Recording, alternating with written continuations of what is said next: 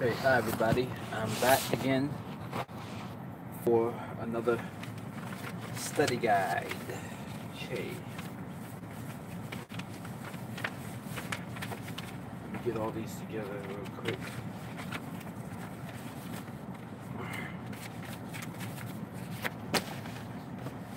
Okay, so I'm turn this air down. Once again, I'm doing this from my car, so I apologize. Okay, so I'm gonna ask a question and I'm gonna get an answer right away too. I might repeat it. Some of them I might repeat, so make it easy to memorize when playback. Okay, which refrigerants contain the most chlorine? We know that it'd be CFCs, chlorofluorocarbon. So which refrigerants contain the most chlorine? CFCs. As of what date did it become unlawful to release Class 1 and Class 2 refrigerants to the atmosphere? That was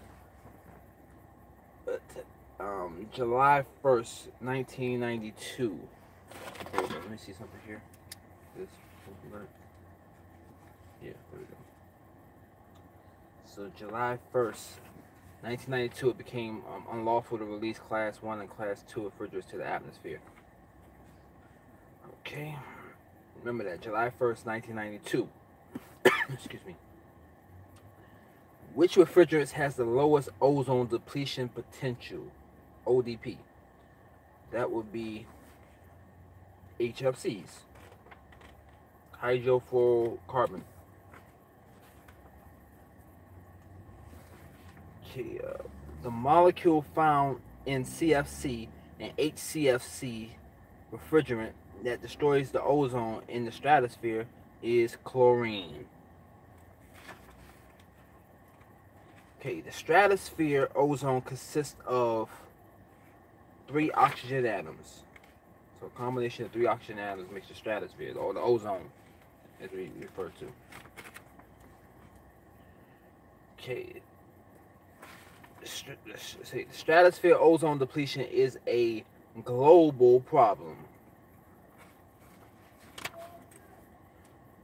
The gas in the stratosphere that protects us from ultraviolet radiation is the ozone. Which refrigerant is a CFC? Well, that's going to be R12. R12 is a CFC.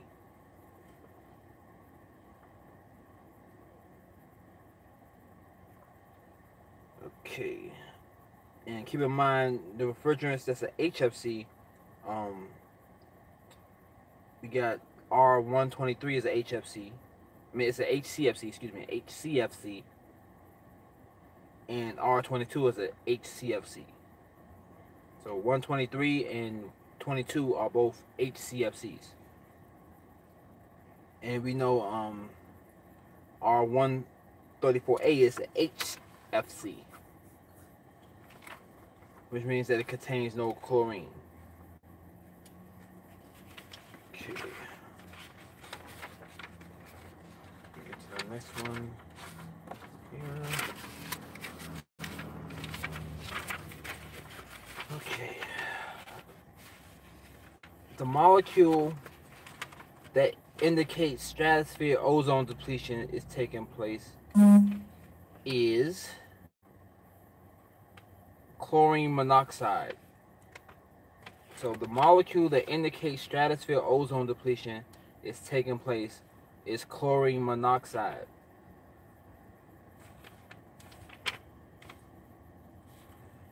Okay.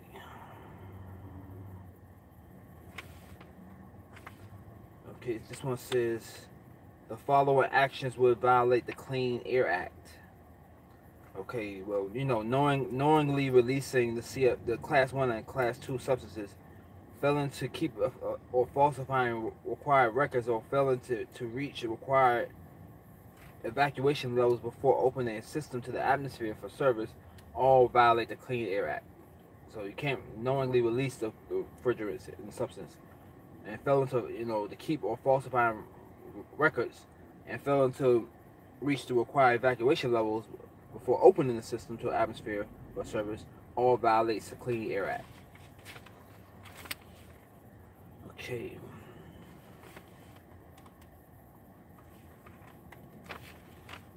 One-time disposable refrigerant cylinders are used for virgin refrigerants.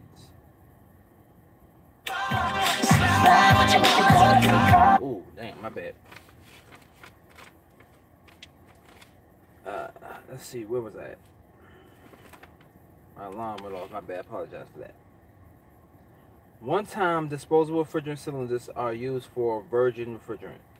So one-time meaning the disposable kind of refrigerant cylinders are used for virgin refrigerant.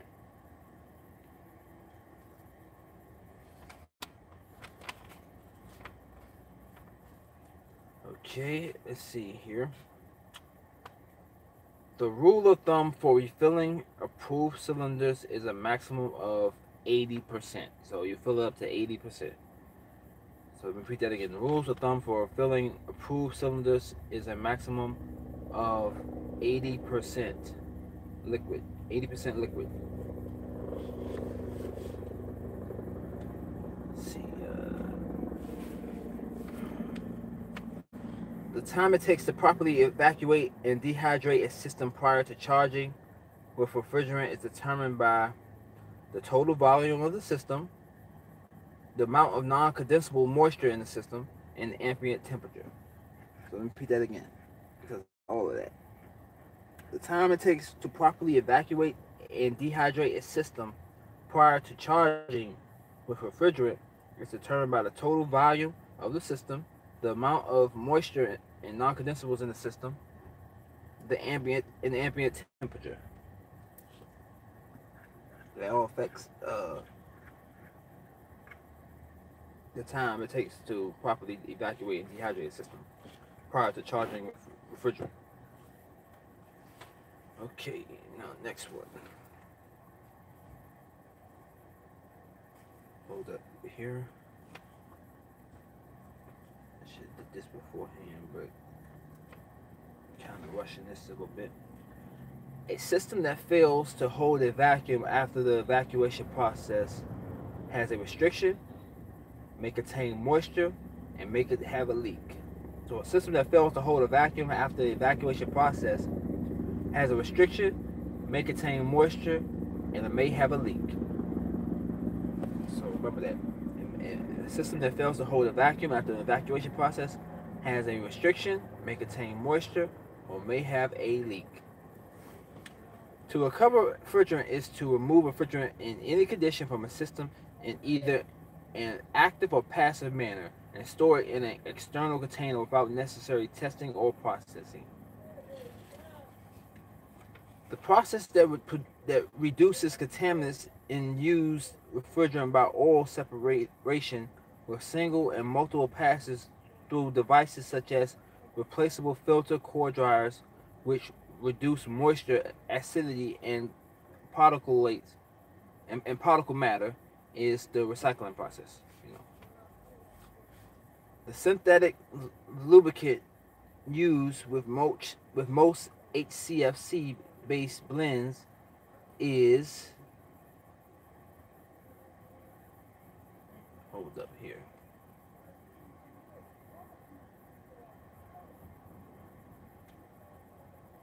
Hold up. I'm thinking to myself, the blends. I think this is a good question. That's another thing I want to go over too.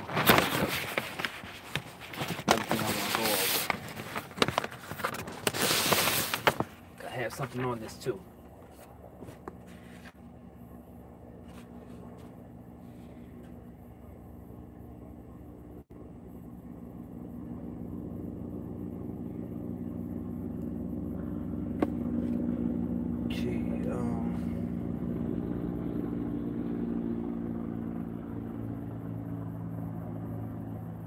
HFC blends, or let's say HCFC blends.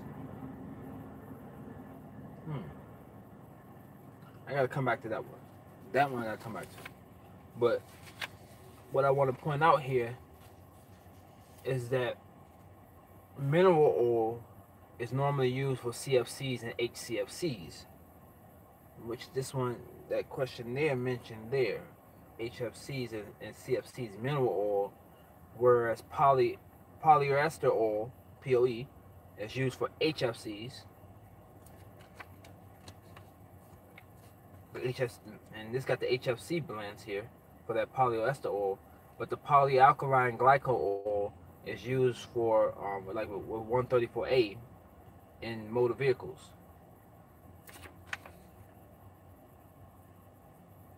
So mineral oil for the old refrigerant, polyester oil for the newer HFC refrigerants, and then you have polyalkyl glycol oil for the cars and motor vehicles. So we're gonna come back to this one here. I'm gonna circle that one.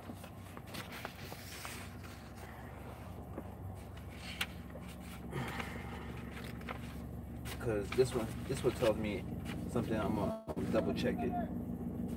Alkabalene zini. I'm not pronounce that.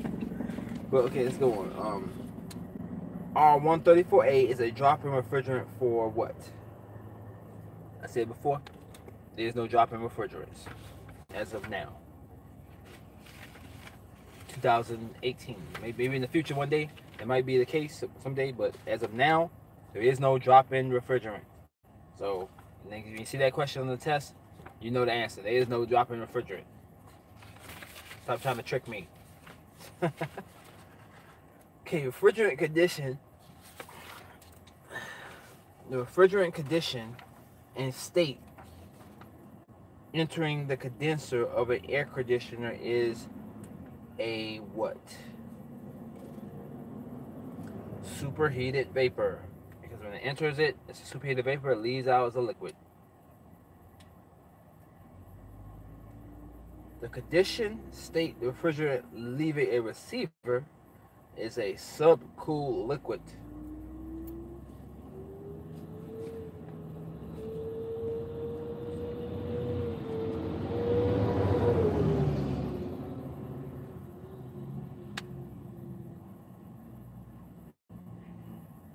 Okay, hold up here. Let me get some of these done real quick.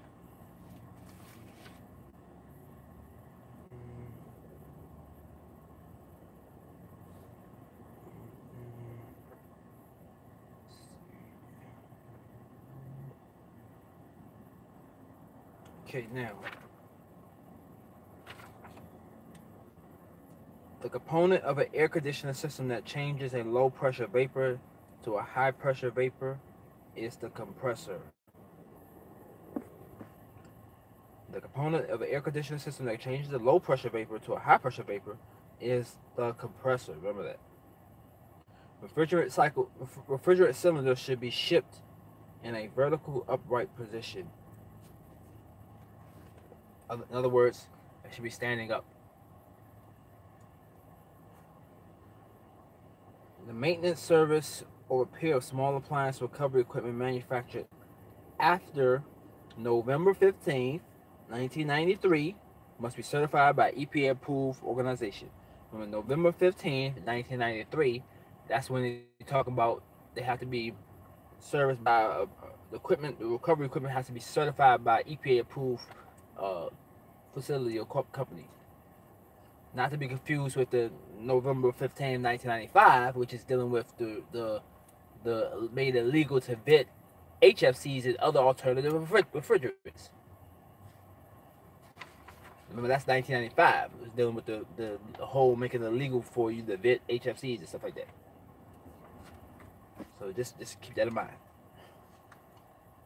This here is November 15, 1993. You had to have a third party or EPA approved facility, to approve equipment. Okay, which best describes the definition of type 1 small appliance as defined by EPA? A system manufactured, charged, and hermetically sealed with 5 pounds or less of refrigerant. Okay? For small appliances use The recovery equipment manufactured after November 15th, 1993 must be capable of recovering 80% of the refrigerant when the compressor is not operating or achieve a 4-inch vacuum under the ARI 740 1993, and 90% of the refrigerant when the compressor is operating or achieve a 4-inch vacuum under the ARI 740 1993. So remember that. That's another one of those things that you have to remember, that ARI 740 1993. That's going to come up on the test too. So remember, it's 80% if the compressor is not working, and 90% if the compressor is working. We talk about recovery equipment manufactured after November 15, 1993. So for small appliances used, the recovery equipment manufactured after November 15, 1993 must be capable of recovering 80% when the compressor is not operating, and 90% when the compressor is operating, or achieve a 4-inch vacuum under the ARI 740 1993. Okay, the sale of Class 1 and Class 2 refrigerants may be restricted to technicians certified by EPA approved programs since November 14th, 1994. There's another November date, November 14th, 1994. Okay. The release of vapors from the top of a graduating charge cylinder when filling may not be vented and must be recovered. So the release of vapor from the top of a graduated charging cylinder when filling may not be vented and must be recovered. Okay, next. The next.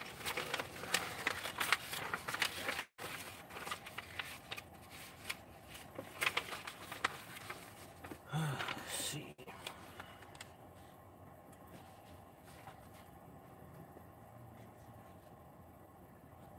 Hold up for me.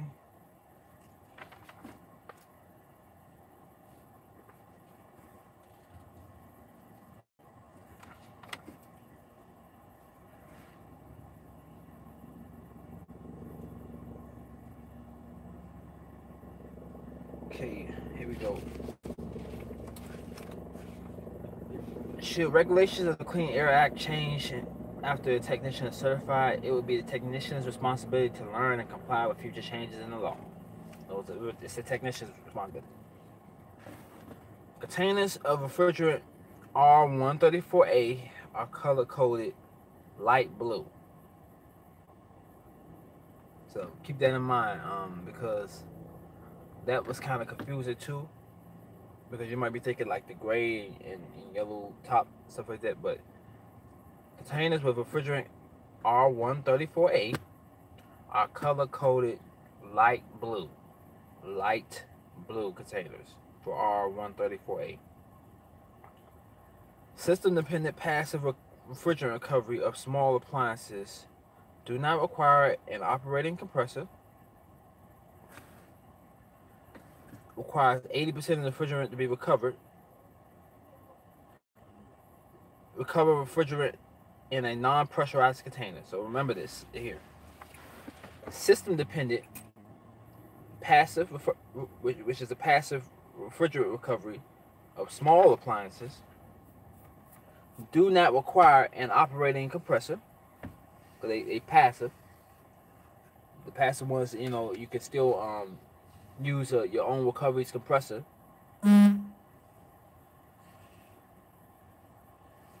But normally they have you use their own compressor for and so it requires 80% of the refrigerant to be recovered, like we said before. If the compressor, if the compressor is not working, you gotta get 80%. But if it's working, you get that 90%. And the refrigerant is going to be recovered into a non-pressurized container. So keep that in mind. Okay, mixed refrigerants that are sent to reclaim centers will be disposed of at owner's expense. The mixed refrigerants that are sent to a reclaim center will be disposed of at the owner's expense. Before disposing of a small appliance containing R12, it is necessary to recover the refrigerant. Before disposing of a small appliance containing R12, it is necessary to recover the refrigerant. Hydrochloric and hydrofluoric acids are causes from CFC or HCFC in the presence of moisture being exposed to high heat. Also, they damaging to the windings found in a hermetic refrigeration and air conditioning systems, and to be avoided when handling with bare hands.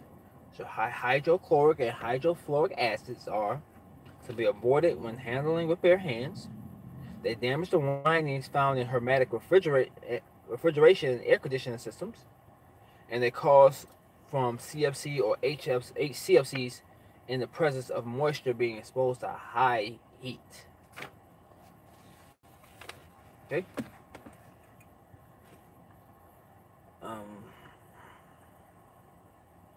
So caused by CFCs and HCFCs in the presence of moisture being exposed to high heat. Okay. A system has been operating with a complete restriction at the capillary tube inlet. What access is required for recovery? That's going to be one access valve on the high side of the system. So a system has been operating with complete restriction at the capillary tube inlet. What access is required for recovery? One access valve on the high side of the system. Okay. This one is another trick question. Which of the following refrigerants can be mixed? And they just have none of the above here. So, like I said, you ain't gonna be doing that unless you're dealing with like laboratories. They do blends and stuff like that. So you're not gonna be mixing refrigerants. CFCs and HCFC refrigerants can cause suffocation because they are heavier than the air and displace oxygen. Simple. That's why you have ventilation in small confined spaces dealing with refrigerant. A nitrogen tank should always be equipped with a pressure regulator. A nitrogen tank should always be equipped with a pressure regulator.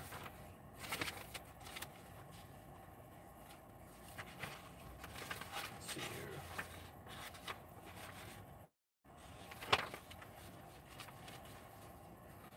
Let's see here.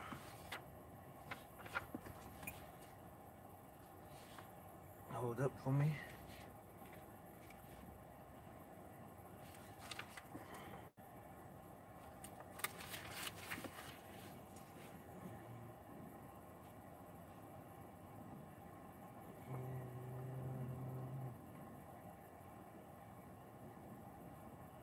Okay, so we're gonna do this page, then we're gonna stop. Okay.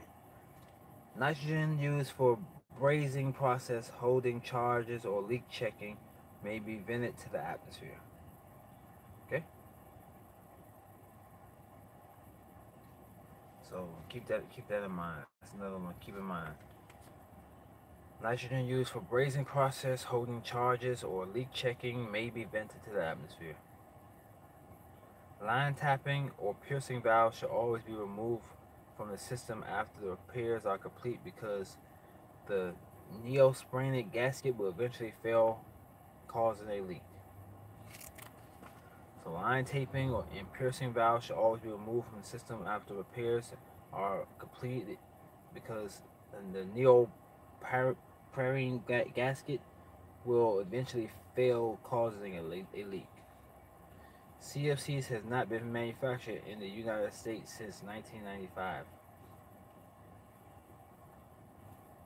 CFCs have not been manufactured in the United States since 1995.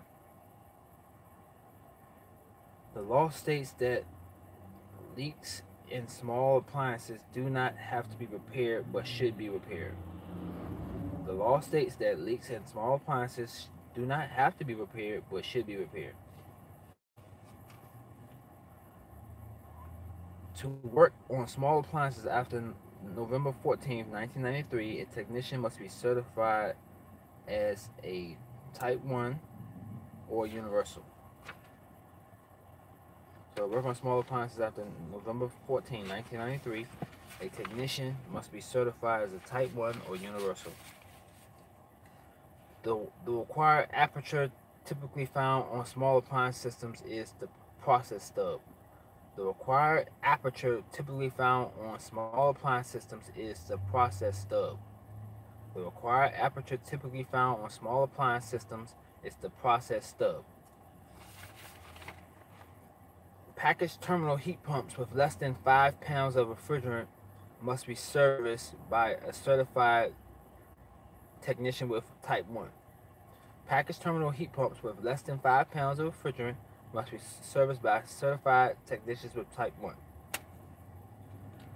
Okay. HFCs are refrigerant with zero ODP, or ozone depletion potential. HFCs have zero ozone depletion potential because they don't have chlorine. Disposable refrigerant cylinders should be disposed of by rendering useless and sent to salvage. The disposable refrigerant cylinders should be disposed of by rendering useless and sent to salvage.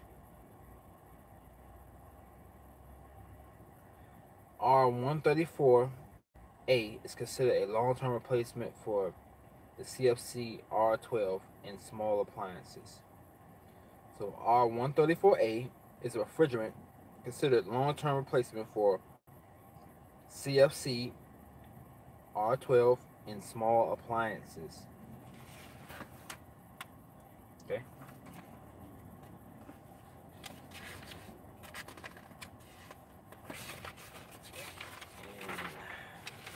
Matter of fact, let's end it there. We just gotta come back and do some of these other ones. But here, wait, let's do this one here too. Yeah.